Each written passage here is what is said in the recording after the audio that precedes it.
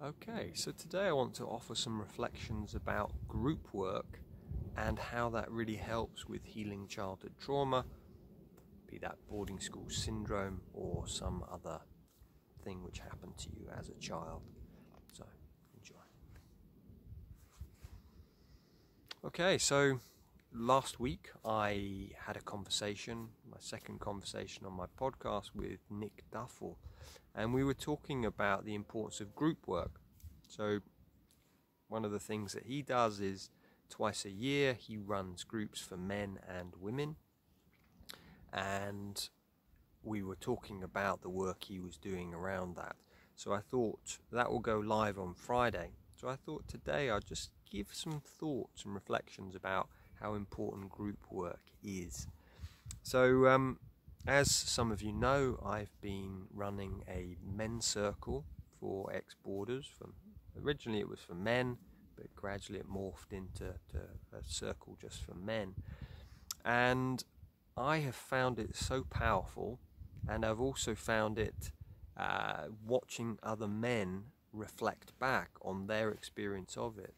And I want to talk a little bit about that today, just the importance of group work, what I've learned, but also a little bit from Judith Herman, the psychiatrist, talking about the importance of group work.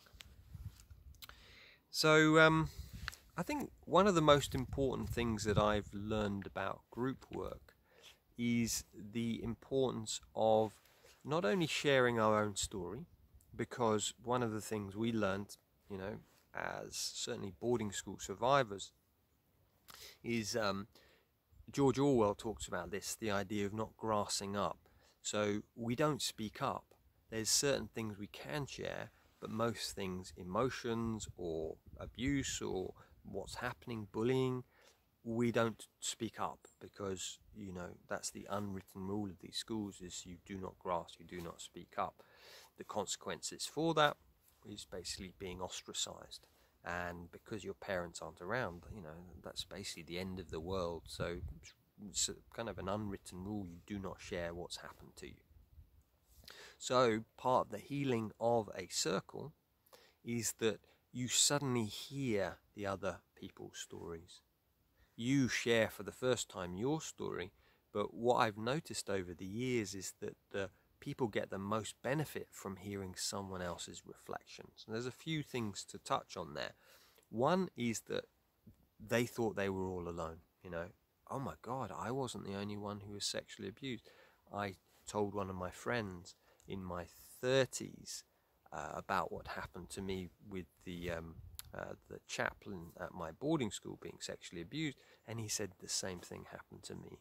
And I'm like, what? So it's like when we share vulnerably in a safe place, then we then go, oh my God, we can process and realize that we're not alone.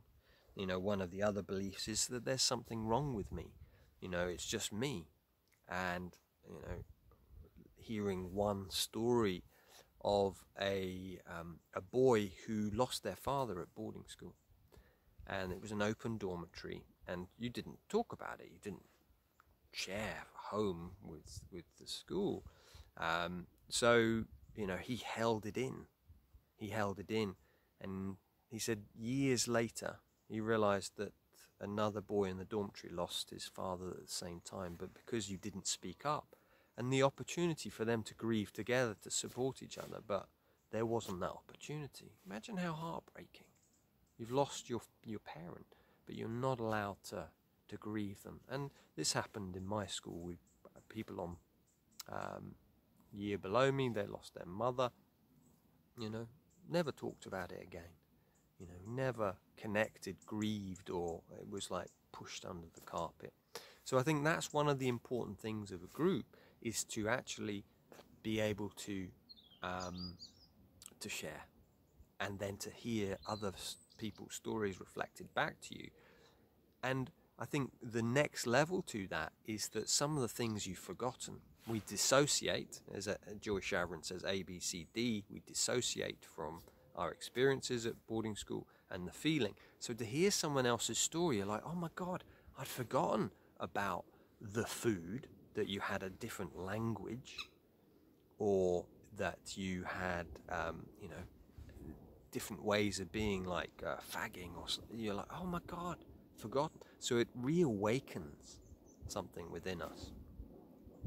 One of the things Judith Herman talks about in her book, she says that when we are going to groups, it's important that we don't go straight after the event. So if we've just had some sexual abuse, we don't go immediately, because that can be re-traumatizing. It needs to be a few months afterwards. Also, it's important to have a safe place. So one of the things that we have in my men's circle is, you know, boundaries, right? What is appropriate, what's not.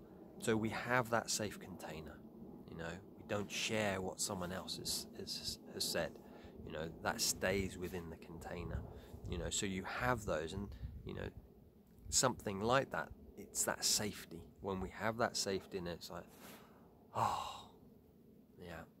So what other things is there in there?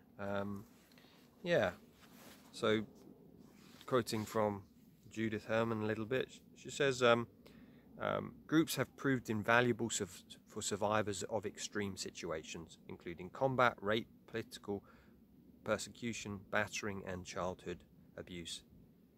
Participants repeatedly describe their solace in simply being present with others who have endured similar ordeals. Because I think with us as boarding school survivors, certainly, or even childhood abuse, is that no one can relate to us. You know. And then the other thing about being a boarding school survivor is that there is quite a lot of boarding school survivors who will not look at this stuff. So for you to talk about it, it's shocking for them.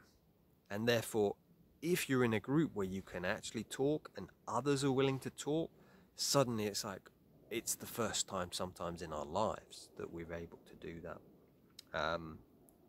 The other thing she says here is, when groups develop cohesion and intimacy, a complex mirroring process comes into play. As each participant extends herself to others, she becomes more capable of receiving the gifts that others have to offer. You know, so it's kind of a deep healing process, and I think one-to-one work is so important. I think for me that's life-changing, but the group is another dynamic. It just speeds things along. And then she also says groups provide the possibility not only of mutually rewarding relationships, but also of collective empowerment. And I found that with the retreat we did as part of the documentary. And yes, the documentary is getting closer to be finished, hopefully by the end of this year. Keep your eyes peeled. Is that towards the end of our 4 days, people were like, yes, we've got to close early boarding schools. It's like, this is not working. It's like this collective, right, let's do something about it. So that collective empowerment. And she also says that it's not an easy job to create a group. And I agree, it's taken me quite a few years to really hone down, oh yeah, this is what works. Actually, we need to have boundaries around time and things like that, because that creates safety.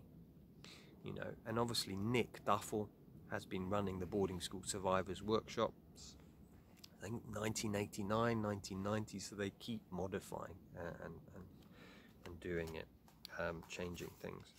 And then what's the final thing? For survivors of prolonged repeated trauma, which I believe boarding school is, groups can be a powerful source of validation and support during the first stage of recovery. However, once again, the group must maintain its primary focus on the task of establishing safety. So you've got to keep that safety there, you know, that, right, these are the guidelines, and keep holding to that. Yeah. And she says as well, you know, to see it as not the first resource, really. And, you know, if you've just had the trauma, then it's important to be with people you know. But obviously for us as boarders, this has been many years, you know, since it's happened.